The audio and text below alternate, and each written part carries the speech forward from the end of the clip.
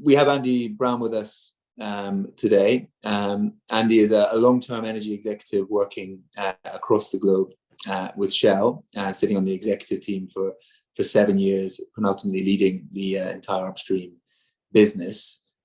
And excitingly, is now a year and a bit into his mandate with GALP Energia in Portugal, where he has taken on this company as a hugely exciting time, which is about transformation and growth, which we're very much looking forward to hearing about.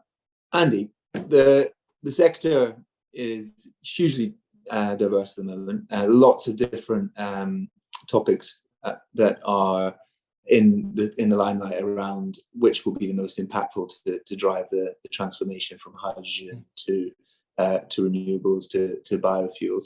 What's your take on the key levers that need to be pulled to really make this happen in a meaningful way?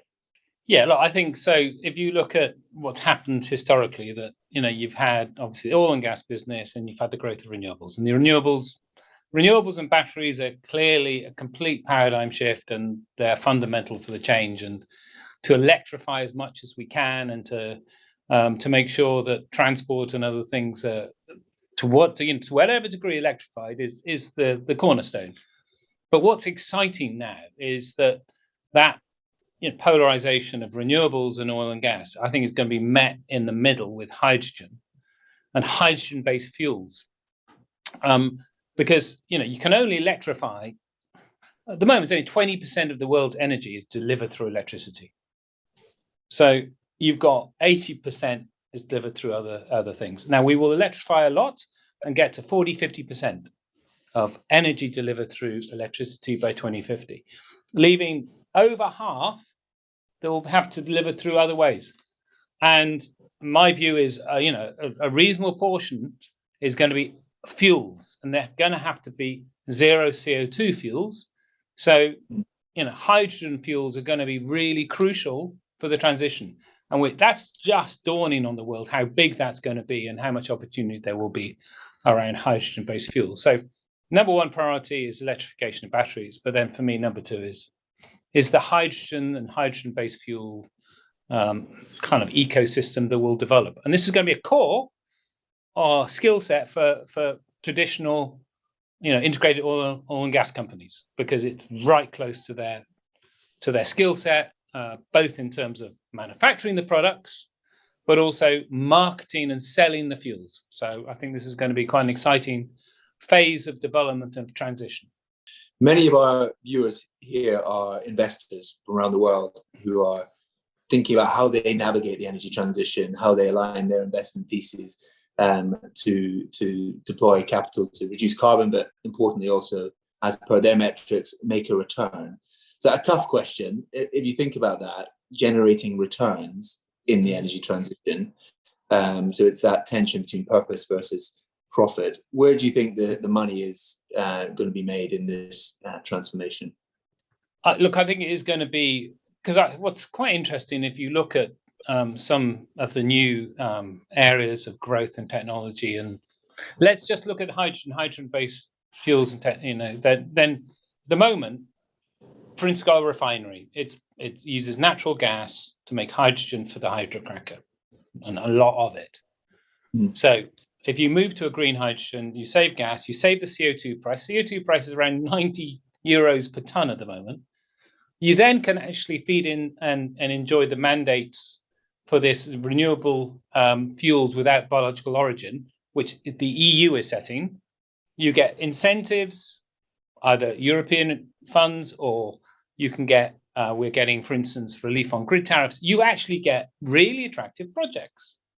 In even going greater green hydrogen on a refinery, but then provides you opportunities, particularly if you have low-cost renewable energy like Southern Iberia, to make renewable fuels. So I think that's an interesting area where I see decent double-digit return projects, and probably looks more attractive than a straight renewable energy projects. But then, the GALP is getting involved in lithium conversion. So actually looking at, how they can play a role and create what is the new refinery of the future, the lithium refinery, and how that business and how we can become, one of the sort of reference players in Europe, and we've got a joint venture with Northvolt. And when you look at that business, you have lithium or lithium hydroxide is the product there. It's gone up 5-fold in value in the last 18 months. It's now $40,000 a ton. And you look at the growth rate, it's going to go up 10-fold the demand for this product in Europe in the next 8 years. So you join these escalators, and if you have the capabilities, if you have the joint ventures that you can actually jump on those escalators, you are in a business that will grow very fast. And I think those are quite distinctive things. And I think you can argue those are going to be where we get more kind of the returns that we're used to, double-digit returns. Not to say that the renewable energy place is business isn't going to be an important part. But I think those are the kind of things that, like international oil companies, I think shareholders will see real value in those. Thinking about what you need to achieve that, I think one of those things must be scale to be able to do that in the context of process and biofuels. But do you see this now in that example, about execution? It's about execution, or are there bigger market commercial technology risks that investors would need to navigate? Yeah, obviously all projects execution becomes crucial. I think what we're entering now is a period of I think the war for talent is going to be extraordinary. So finding people that have the right experience to actually execute some of these projects, creating those joint ventures where you bring players together that can have complementary skills is going to be crucial. Finding an environment where your value proposition to the employee is one that is, sufficiently dynamic, that creates that magnet for talent. I think that's going to be the crucial thing. I go to Stockholm. I go and visit Northvolt. You walk into their office, it does feel very different from GALP's office. And I hope in a couple of years' time, GALP's office will feel very similar to a Northvolt office. It's about providing this open environment, this agile working. And that for me is going to be what's going to distinguish, those that will be really successful in this new wave. Fascinating. You're an integrated company at the moment with GALP. You were an integrated company with Shell, both companies of scale. So how can that be navigated? You talk about Northvolt. It's unencumbered with heritage, and it has a clear purpose. You have huge capability, but I'm sure not quite as fleet as foot. What's the tension there that you need to navigate? I can't have a very clear view on. So we have a new purpose in GALP. So it's let's regenerate the future together, and it's about portfolio. And I think a lot of companies get stuck in the portfolio discussion about capital allocation. But for me, it's also about how you have related to society. How are you seen? Are you seen as an oil company? Are you seen as a dynamic company? And then what kind of employee value proposition do you create? How do you create a dynamic work environment, agile work environment? And to do that, it's not just about talking about it. It's about recruiting the right people. It's about, emphasizing empowerment. It's about changing what is oil and gas companies quite hierarchical, and they have to be, because you're managing big risks. Now you're going to manage smaller risks. You're going to have to give people the opportunity to fail and learn, and to create a much more dynamic environment. Now, those things, I have to say, I've been almost 40 years working in a big IOC, let's say a Shell environment, to create change in that kind of cultural attitude towards risk taking is so much more difficult than a much smaller company like GALP. And that's what's exciting about it. I feel about going in as the CEO, making these changes, and actually, pulling a lever and actually seeing a change. In big companies, you pull a lever and nothing much happens. And so I think we've got that. I think we have a dynamic edge, which is exciting. And thinking about that, you talked about the redefinition of success in the previous decades in energy. It was about safety and profitability principally. Those two things are still critically important. But now with purpose, as a holistic catch-all for ESG in the broader sense. How should that be embedded in a leadership team in terms of how they're rewarded, how they're developed, how they're selected? Yeah, no, look, you're right. So we are very much a purpose-led company. You have to kind of breed that into the culture. And I think your focus moves a little bit from, just straight returns to creating the right kind of growth environment. And if you look at some of the smaller renewable companies, the multiples are extraordinary, and they're not making a profit. So you're entering a world where your ability to sell a dream, your ability to, as I say, to get on one of these escalators, for your shareholder to actually see that this is can create, really strong value growth. I think that's the key, and it's a bit of a different mindset. And you perhaps need to not so much focus on the IRRs, but focus on the growth rates. Now, I'm not of the school, it doesn't matter if you don't make money, just grow. But I am of the school that you need to have patience. You need to be able to water these new businesses, give them, several years where you're going to have to put money in. So we've got a new, for instance, distributed solar business. So we put 7,000 new installations on roofs last year, but it's growing exponentially. But it's not making money. It won't make money next year. It won't make money the year after. But when you look at that projection, you can see, that come 4 or 5 years, it is really big and it's really churning out cash. And so this ability to water these kind of and let these new innovative startups within your own company to flourish is something new for us. And we have a tendency to try and kill things a bit early as an oil and gas company. But I think we need to have some more patience. So that shift in mindset from, I suppose, mitigating risk to one that is enhancing opportunity, you're on that journey. Is it a transformational mindset for you and your leadership team to go through, or is it more iterative? No, I think it's transformational. We always have to challenge ourselves as leaders. I mean, I just brought in a very senior leader from Enel, so he was running the American Enel green power business, very big business. And he clearly brings in a completely different mindset about value creation. So I think leadership teams need to change. They need to understand how you stimulate and nurture growth, but getting some external help by bringing in the right people around the table I think it's a crucial part of it as well. I mean, I'm making some more recruits in the telecom sector and the fast food commerce sector, where you actually bring in much different skill sets to actually help you. Because we transform everything. We're going to transform our commercial business, our refinery, become a green refinery.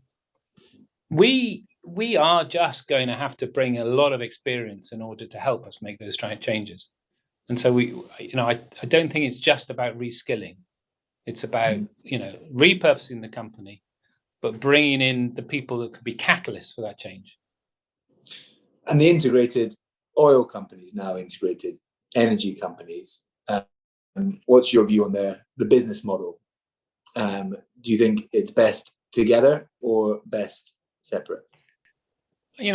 When there was a world of renewables over here and oil and gas over here, I think there was very little kind of integration that you could point to. I think that comes much closer in a number of areas, like a hydrogen business, or like not only selling gas to the customer in their home, but selling renewable electricity and actually having renewable electricity that you're making. So you actually then start, and what we have as companies is really good at creating value from end-to-end value chains. So, we know how to explore for oil, refine it, sell it in the forecourt at an end-to-end profit. The same thing is, we are going to be able to manage, for instance, the generation of electrons, the placement of some of it on long-term contract, but the management of a merchant risk that the utilities never really manage. And then the placement of that in short term, medium term, long term contracts, but also to your own customers. And so this kind of integrative end-to-end position, your ability to go to a customer in a home and say, what do you want? Do you want electricity? Do you want me to put solar panels on your roofs?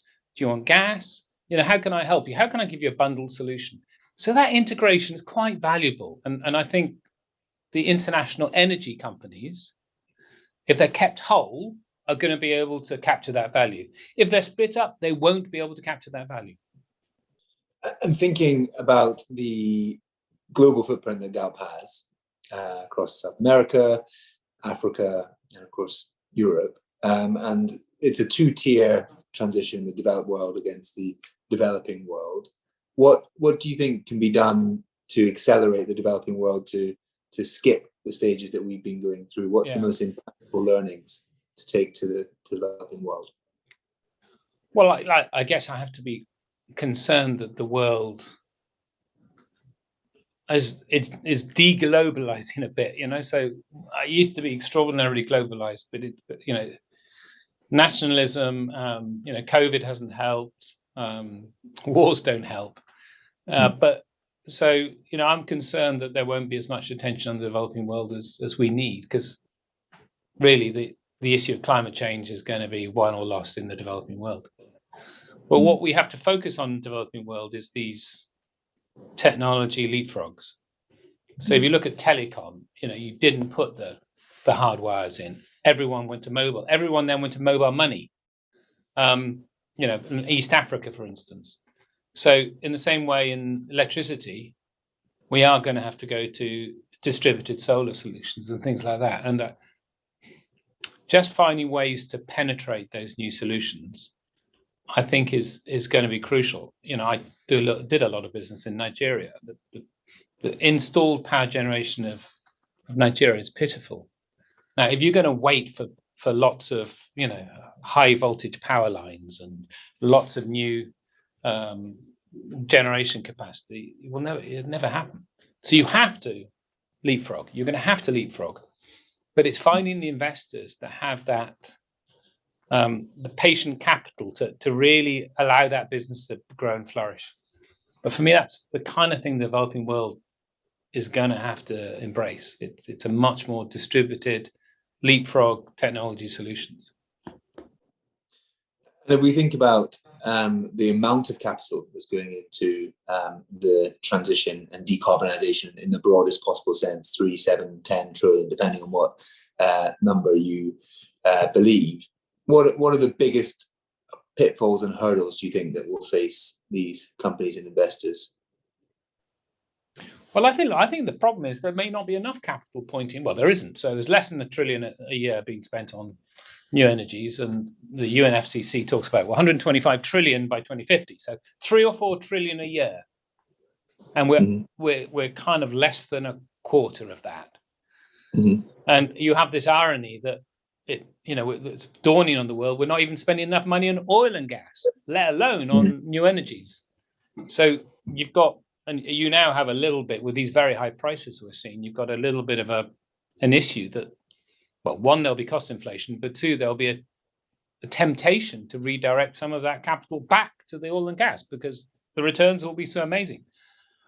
So then I think you are in a place where what does government do about that? Well, government has to provide the incentive. Government has to send a price signal that then will crowd in more capital into that energy transition. There has been a tendency to think that somehow you can use the stick to penalize the oil and gas, businesses, starve it from financing, and then the energy transition will happen because they'll get starved, so something else will have to take over. Well, what we're finding is actually, until that's something else, the new energies is really getting momentum. You better look after your oil and gas business. But the way to project it is to use the carrot on the new energies area to stimulate so that the attractiveness of investment in new energies is as attractive or more attractive than the oil and gas. So that grows faster. It differentially gets the additional capital. So you're talking about regulation, carbon credits, subsidies, the suite of tools that governments have. So you've got high CO2 tax. I mean, you've got to put CBAM in place. You've got to, avoid carbon leakage. You've got to put in place, additional mandates for renewable-based fuels in the fuel mix. You've got to, give relief to grid tariffs. You've got to, there's a whole array of different incentives the government need to consider, and they're all worried that ultimately the consumer may have to pay a bill for this, because there's money has to come from somewhere, and and that political issue about how much does this cost and who pays for it becomes a difficult debate, particularly in a post-COVID world where debt levels are high. That if we're going to drive climate change, we're going to have to face the cost of it, and that will mean, to get down those cost curves, the governments are going to have to put incentives in place. It happened with solar and wind. It didn't happen because they were great technologies, but they were incentivized at a rate that actually meant that they became all by themselves cost competitive. And so all sorts of different new energies are going to have the same support. Fascinating. And in that context, with the varying array of new technologies that we have across the transition from green hydrogen to biofuels, there are new technologies on the horizon being developed all the time, as you know, from laser fusion to nuclear fusion. If you were to think of if one came to your mind, is there any that you think, if it was perfected and proven in commercial scale, could have a game-changing effect on how we look at the transition? Fusion is one thing. I've always I worked on hydrogen in 1999 for Shell. Yeah, we set up Shell Hydrogen back 23 years ago. And what was being investigated then was the dense storage of hydrogen in nanotubes. And, for me, something like that is not that extreme. It's something that creates, using nanotechnology to create storage solutions that will actually transform the way we can manage something like that as a fuel. Could be transformational. I'll go back to hydrogen. Hydrogen, by weight, is 3 times the energy of a hydrocarbon. So a kilo of hydrogen is 3 times more energy than a kilo of let's say, petrol. Now, if you could densely store it in nanotubes, and you can even put a cartridge in your car and drive 1,000, 10 kilo cartridge, you could, drive 1,000 miles. So, that kind of something, those kind of breakthroughs can really transform the way we think about energy and we think about fuels. Mm-hmm. And you seem very passionate and excited about the future and all the variables within it. Thank you for your time. I know you're busy growing and changing GALP, and we wish you all the best. Thank you, Chris. All the best to you as well.